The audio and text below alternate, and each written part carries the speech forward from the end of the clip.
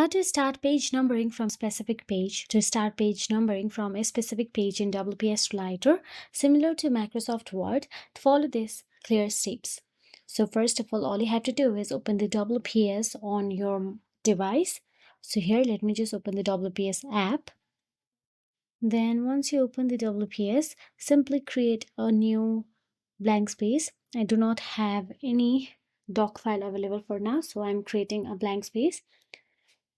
So now, in order to insert the page number from the current page, let me just create a second page first of all. So now, as you can see, we are on the second page. Now I'm starting my page number from the second page instead of the first one. So in order to do that, let's simply tap on the insert option available at the top menu. You can see there is insert at the top. Simply tap on it. Now in there you can see page number option available. Tap on it again.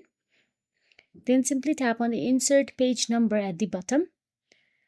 Then once you tap on it, you can see the option available from current session or from current page option available there. Make sure to tap on it and tap anywhere you want to keep the page number to.